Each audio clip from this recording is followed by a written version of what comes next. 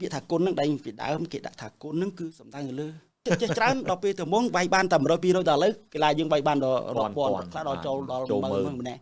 ពីគុណនេះអញ្ចឹងបានថាគុណនេះសំខាន់ណាស់ដែលដូនតាដាក់ថាឈ្មោះគុណនេះគឺសរុបមក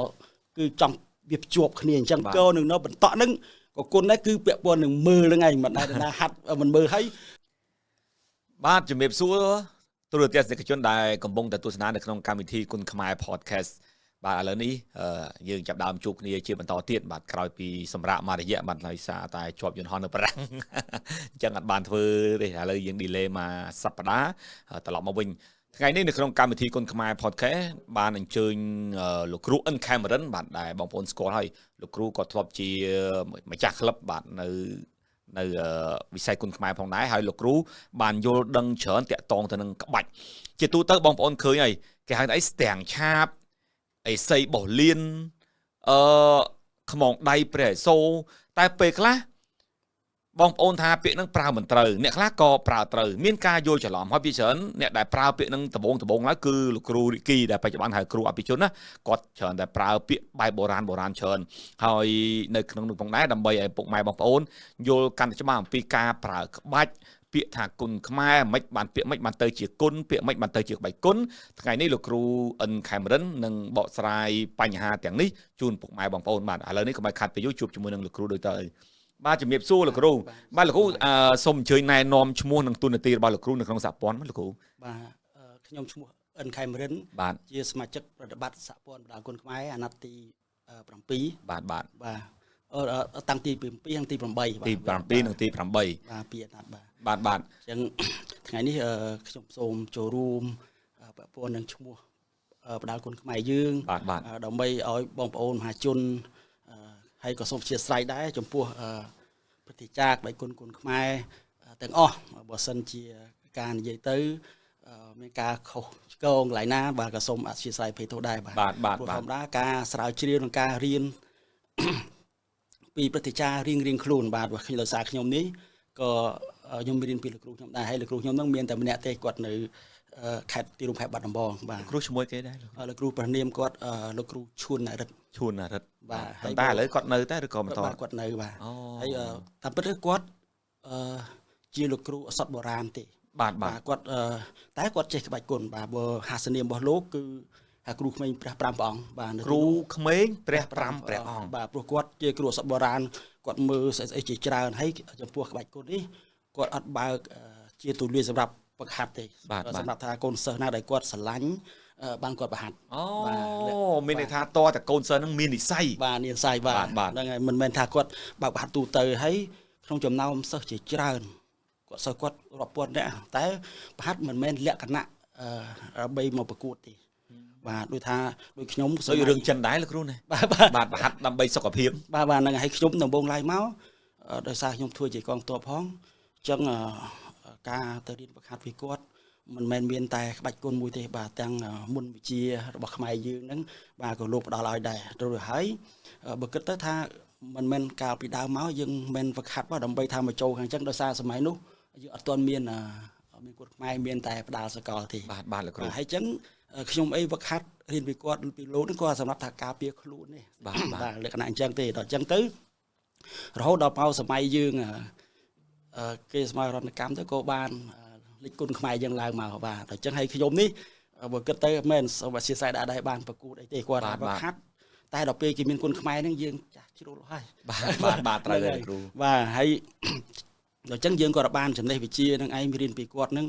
ដើម្បីសម្រាប់តែការពារខ្លួនឲ្យដល់ពេលមានការកកើតឡើងវិញយើងក៏ចូលរួមនៅក្នុងសហព័ន្ធហ្នឹងទៅដើម្បីឲ្យមានឈ្មោះរបស់គុណខ្មែរយើងឡើងវិញមុនមកយើងច្រើនតែប្រើតែពាក្យគេទេប្រើតែអីដូចកាលអាវឹកសម័យបដាលនោះណាបាទប្រើពាក្យប្រាំងដូចជាចំណន់ហ្នឹងលោកគ្រូមានសក្រីឲ្យតែវាយសោយអញ្ចឹងគាត់ថាដែលក្បាច់ដំរីថ្វាយផ្កានោះគាត់ថាអីអភិកាត់ហ្នឹងបាទអភិកាត់ហើយនឹងក្រូសេនឹងម៉ាត់បាទម៉ាត់សាប់ពិសាប្រាំងទេបាទប៉ុន្តែឥឡូវដូចជាយើងមានពាក្យខ្មែរយើងហើយតែឥឡូវនេះឃើញគ្រូជាច្រើនគេហៅថាដំរីថ្វាយផ្កាម៉ាត់ហ្នឹងគេហៅថាកំដាប់ដៃសជ័យបាទអីស្ទាំងឆាបអីហ្នឹងបាទស្រាប់តែពាក្យខ្មែរច្រើនប៉ុន្តែពាក្យនេះអត់ទាន់ដឹងអត់ត្រូវខុសទៀតខ្ញុំនឹងសួរលោកគ្រូបញ្ហាពាក្យនេះអញ្ចឹងជាដំបូងលោកគ្រូ nhóm ngày muốn nhóm ban thì chơi chỉ mùi lần lục rú tẹt to từ nâng cùn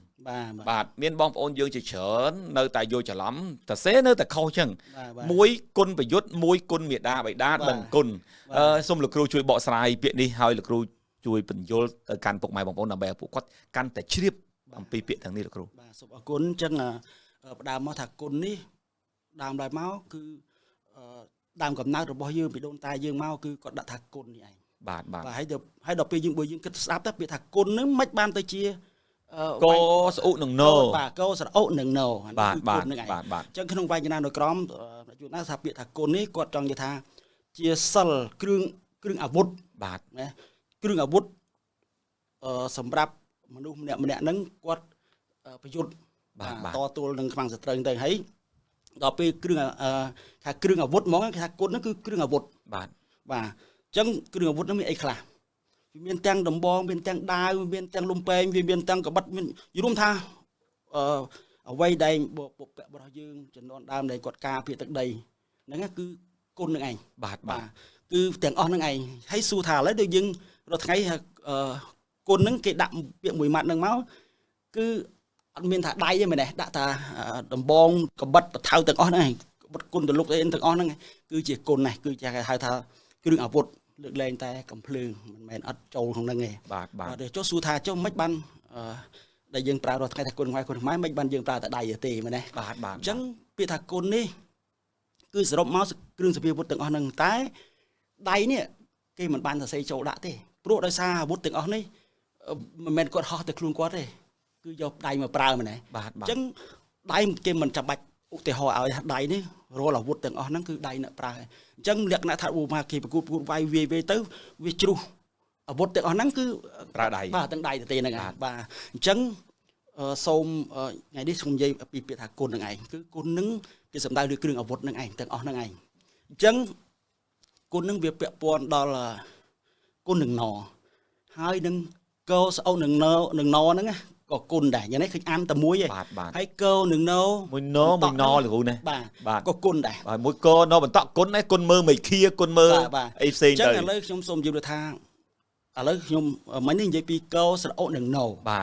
chẳng sụp cô lừa vừa chia tiền lái đấy ạ ở bút tiền lái để dương praตัว ខ្លួន បាទ គឺជា អាវុធ នឹង ឯង បាទ ឥឡូវ ពាក់ព័ន្ធ នឹង គុណ នឹង ណ តែ មួយ ឈ្មោះ សំសោ តែ មួយ ទេ គឺ គុណ នឹង ឯង បាទ ចុះ សួរ មិន បាន ថា គុណ នឹង វា ពាក់ព័ន្ធ នឹង គុណ ខ្មែរ ដែរ អូ លោក គុណ នឹង ណ ដែរ គុណ មេដា ប្រាំ ពាក់ព័ន្ធ នឹង គុណ ខ្មែរ ដែរ បាទ ពាក់ព័ន្ធ បាទ ពាក់ព័ន្ធ សំខាន់ ណាស់ បើ គិត ថា ពី សម័យ នេះ វិញ ពាក់ព័ន្ធ ខ្លាំង ណាស់ បាទ ពាក់ព័ន្ធ គុណ នឹង ណ គឺ ខ្លាំង ណាស់ ចាំមើលគេថាហេតុអីបានដូនតាគាត់ដាក់មកតាំងពីដើមវាពាក់ព័ន្ធតាំងពីដើមមកក៏ប៉ុន្តែយើងមិនចាប់អារម្មណ៍ស្មានថាដូចថាធម្មតាមិនមែនធម្មតាគឺថាគុណនឹងយើងមើលដូនតាហេតុអីបើយើងគិតថាគុណនឹងគឺគ្រឿងអាវុធសម្រាប់វាយទាត់ធាក់កាប់ចាក់មែនទេបាទបដៃទេយើងដាល់ទាត់ធាក់ហ្នឹងឯងបាទតែឈ្មោះគុណមែនទេបាទអញ្ចឹងដែលគុណនឹងណដែលខ្ញុំ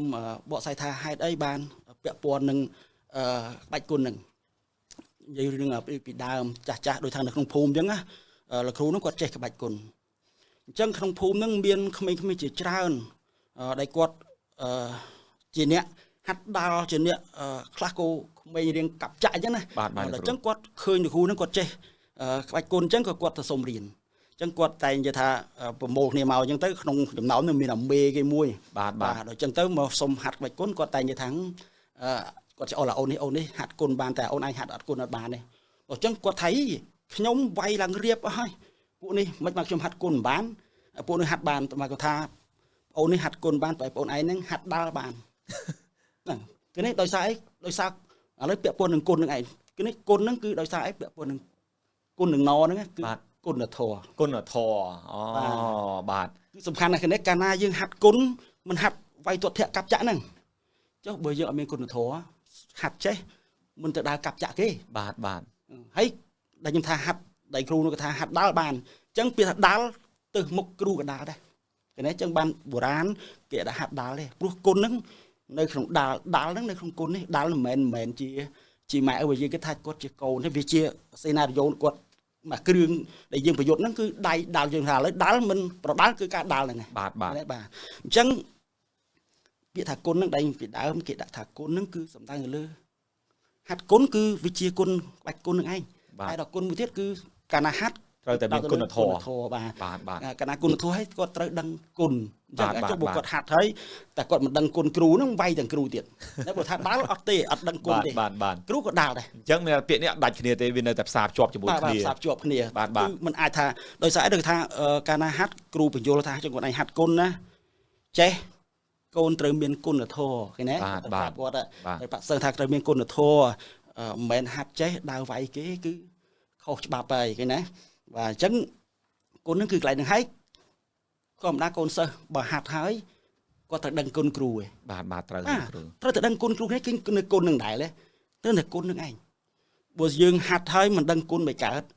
កាលណាមិនដឹងគុណគ្រូគឺស្អីតែគាត់ក៏ដើរទៅវាយណាក៏បានដែរ បាទ គ្រូក៏ដើរហើយចាំបានយើងនិយាយថាគ្រូយើងចំនួនដើមហ្នឹងគាត់ជួនកាលគាត់ប្រហាត់ហើយតែគាត់ច្រើនតែលាក់តែគ្រូម្នាក់លាក់មួយក្បាច់ពីរក្បាច់ដោយសារអីគាត់ខ្លាចកូនសិស្សដាល់ហ្នឹងដោយថាចេះទៅបើគាត់នឹកឃើញរឿងគុណហ្នឹងគាត់ត្រូវដឹងគុណអញ្ចឹងគាត់អត់អាចទេគាត់មិនអាចទៅអញ្ចឹងគ្រូសុំកាន់តិចមានន័យថាគ្រូពីដើមពិតជា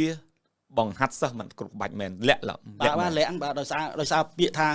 គុណនឹងឯងបើសិនជាកូនសិស្សគាត់យល់អំពីគុណហ្នឹងគាត់មិនលាក់ឯងដល់ពេលគាត់ខ្លាចកូនសិស្សដល់ពេលចេះទៅគាត់អត់នៅរឿងឃើញគុណគេមានន័យឃើញគ្រូដែលបានប្រហាត់ទៅគាត់ចង់សាកគ្រូកណ្ដាលដើរវាយគេរៀបអស់មានសាកគ្រូបាទអញ្ចឹងដាល់គ្រូកណ្ដាលអញ្ចឹងបើហាត់ដាល់មិនដូចហាត់គុណទេបើហាត់គុណគាត់នឹកឃើញរឿងគុណហ្នឹងឯងគឺគុណគ្រូគុណធម៌ហ្នឹងឯងឥឡូវគុណហ្នឹងចុះសួរថាគុណហ្នឹងកោសអុនឹងណហ្នឹងមានជាសញ្ញាលេខគុណមួយទៀតមែនទេបាទអញ្ចឹងគុណសេតែមួយតែគុណនឹងណហ្នឹងក៏មានសញ្ញាលេខគុណក៏មានន័យដែរបាទក៏នៅក្នុងហ្នឹងឯងនៅក្នុងក្បាច់គុណយើងហ្នឹងឯងបាទសួរថាគុណនឹងណដែលថាជាសញ្ញាលេខគុណហ្នឹងមិនអញ្ចឹងយើងមើលថាឥឡូវគេថាក្បាច់គុណមិនមែនក្បាច់បូកមិនក្បាច់ដកទេក្បាច់គុណគឺសញ្ញាលេខគុណបាទអញ្ចឹងយើងមើលថាឥឡូវបើ5បូក5បានតែ10ទេបាទបានតែ10ទេបាទលោកគ្រូតែបើ5គុណនឹង5 25បាទឃើញវាកើនជាងអញ្ចឹងក្បាច់គុណមិនមែនក្បាច់បូកមិនក្បាច់ដកទេអញ្ចឹងក្បាច់គុណហ្នឹងសួរមិនថាឥឡូវដូចដែលយើងហាត់គុណមិនហាត់ក្បាច់ប្រយុទ្ធហ្នឹងមែនទេហាត់ដបងពេលដែលគាត់ទៅវាយដបងគាត់ណាហាត់ដបងគាត់មិនវិជាគុណមិនតិចបាទហើយទៅវាយក៏បានលុយតិចដែរឃើញទេបាទដល់ពេលហាត់យូរទៅហាត់គុណហ្នឹងបានថាហាត់វិជាកាន់តែចេះច្រើនឡើងមិនថាវាគុណទេមែនទេបាទសួរតែលុយគុណទេគុណដែរចេះច្រើននឹងចេះច្រើនដល់ពេលទៅមុនវាយបានតែ100 200ដល់ឥឡូវកីឡាយើងវាយបានដល់រាប់ពាន់ខ្លះដល់ចូលដល់10000ម្នាក់ពីគុណនេះអញ្ចឹងហាត់ក្បាច់គុណគឺវាគុណទាំងលុយឲ្យយើងទៀតគុណគុណទាំងក្បាច់គុណទាំងលុយគុណក្បាច់គុណឲ្យគុណលុយឲ្យយើងទៀតបាទហើយយើងមើលគុណឥឡូវបើសិនជាយើងនិយាយរឿងគុណហ្នឹងពេលដែលគាត់បានលុយច្រើនគាត់ហាត់គុណកាន់តែចេះកាន់តែខ្លាំងលុយក៏គុណដែរចុះសួរថាគាត់ដឹងគុណអត់នេះជាបញ្ហាមួយអ្នកខ្លះគាត់ដឹងគុណអ្នកខ្លះគាត់មិនដឹងគុណហ្នឹងហើយដែលយើងចង់និយាយគ្នាថ្ងៃនេះឲ្យគាត់យល់ថាហាត់គុណយើងបានលុយហើយបែរយើងមិនដឹងគុណមិនព្រោះហាត់ពីគុណហ្នឹងបាទបានលុយពីគុណហ្នឹងបាទហើយមិនថាទេតែអូនម៉ៅដែលរៀបចំពីគុណហ្នឹងមែនទេបាទអូនម៉ៅធ្វើវិធីករឿងគុណហ្នឹងក៏បានលុយហើយចឹងអូនបានលុយពីគុណហ្នឹងអត់ដឹងគុណទេដឹងគុណដែរបាទចឹងបានថាគុណនេះសំខាន់ណាស់ដែលដូនតាដាក់ថាឈ្មោះគុណនេះគឺសរុបមកគឺចង់វាភ្ជាប់គ្នាអញ្ចឹងបើសិនជាយើងបានតំណែងនេះបានល្អដល់ពេលលោកគ្រូមានប្រសាសន៍អញ្ចឹងចាប់ដើមយល់ថាអញ្ចឹងគុណនឹងណវាអត់ទៅណាឆ្ងាយទេចេះគុណនៅពេលដែលយើងចេះគុណយើងត្រូវតែមានគុណធម៌ក្នុងខ្លួនគ្រប់ចាស់ព្រឹទ្ធាចារ្យកតានឹងហើយបាននិយាយលោកគ្រូថាមានប្រសាសន៍ថាគ្រូដែលមិនដែលប្រហាត់សិស្សអត់ទេខ្លាចសិស្សមិនដឹងគុណហ្នឹងហើយបាទគាត់ខ្លាចឡើងហ្នឹងខ្លាចថាគាត់មានន័យគ្រូបាទតែគាត់មិនដឹងគុណគាត់គ្រូក៏វាយដែរហ្នឹងហើយយើងអូមិនឥឡូវយើងហាត់កូនសិស្សយើងឲ្យប្រាប់ពីគុណហ្នឹងហាត់គាត់ដើរវាយគេគាត់ជាប់ទោសហើយឃើញទេដោយសារអត់មានគុណពីគុណនេះគុណមួយម៉ាត់យើងភ្ជាប់មកគុណធម៌ឃើញទេការដឹងគុណសំខាន់ណាស់ហើយឥឡូវទាំងអាគុណនឹងណសញ្ញាលេខគុណបាទអញ្ចឹងអាគុណហ្នឹងក៏គេហៅថាយើងហាត់បាច់ចេះអស់ហើយគុណទាំងអស់គុណកាន់តែច្រើនឃើញទេចេះកាន់តែច្រើនយូរទៅគុណគេហៅមិនបាច់បោកបាច់ដកកាន់តែបោកគេដកវាតិចហើយបោកហ្នឹងក៏មិនច្រើនដល់គុណដែរឃើញទេអញ្ចឹងគុណហ្នឹងឃើញឥឡូវពួកគាត់គុណលុយច្រើនណាស់ឥឡូវគេនេះឡើងច្រើនណាស់មកដូចមុននេះបាទគាត់ធូរធាខ្លាំងឥឡូវនេះបាទបើអ្នកដែលថាយកចិត្តទុកដាក់ក្នុងការរក្សាគុណហ្នឹងបាទចុះឥឡូវយើងនិយាយថាកូននៅបន្តមួយទៀតបាទគុណមើលពីពាក់ព័ន្ធនេះដែរបាទគុណហ្នឹងគឺគុណមើលណាយើងគុណហ្នឹងដល់ពេលយើងភ្ជាប់មកមើលមកជួថាឥឡូវណាដែលហាត់ក្បាច់គុណបិទភ្នែក ត្រឹមត្រូវលោកគ្រូ បាទ បាទ ចឹង តតែអ្នកនោះអត់មានភ្នែក បាទលើកតែគាត់ អត់ភ្នែក អត់ភ្នែកឬក៏គាត់ហាត់ក្បាច់មិនមើលតែ បាទ មិនងាយទេព្រោះដើមហេតុដំបូងបើសិនតែយើងហាត់មិនមើលគឺពិបាក បាទ អញ្ចឹងបានថា3នេះពាក្យខ្មែរយើងមានអស់គឺគុណនឹងណគុណនឹងណហើយនឹង គុណណបន្ត ហ្នឹងបាទ គុណណបន្ត បាទអញ្ចឹងគុណនឹងហេតុអីគេនេះគាត់ដាក់ដូនតាគាត់ដាក់គុណនេះណាគឺ3ហ្នឹងគឺផ្សារភ្ជាប់គ្នាទាំងអស់มันអាចអត់មួយណាបានណា បាទ គឺអាគុណនឹងណហ្នឹងគុណនឹងណហ្នឹងគឺគុណគឺគ្រឿងអាវុធសម្រាប់ប្រយុទ្ធផ្ទាល់ខ្លួនហ្នឹងបាទហើយដល់អាគុណនឹងណហ្នឹងពាក់ព័ន្ធនឹងគុណធម៌ហើយនឹងការដឹងគុណដែលគ្រូបានបង្ហាត់ហើយដល់គុណនឹងអាគុណនឹងណមួយទៀតសញ្ញាលេខគុណហ្នឹងគឺការហាត់ទៅវាកើនឡើងវាគុណកាន់តែច្រើនលុយក៏កាន់តែច្រើនដែរ 4 បាទ គុណមួយដល់ពីអត្តន័យដល់4ហើយនឹងកនឹងណបន្តហ្នឹងក៏គុណដែរគឺពាក់ព័ន្ធនឹងមើលហ្នឹងឯងមិនដែលណាហាត់មិនមើលហើយអ្នកហាត់មើលដល់អ្នកមើលទស្សនាហ្នឹងគាត់មិនមកមើលដែរ បាទ មកមើលអ្នកគុណហ្នឹងឯង អត់ទេលោកគ្រូបងដល់ពេលលោកគ្រូមានប្រសាសន៍អញ្ចឹងមិនដឹងថាពាក្យទាំងអស់នេះឲ្យមានទៅណាឆ្ងាយភ្ជាប់គ្នាបាទតាមអត្ថន័យរឿងនេះព្រោះតែក្នុងន័យគឺអត់ចេញពីគ្នារួចគុណបាទជាមួយគ្នាតែម្ដង គុណតែមួយ បាទលោកគ្រូ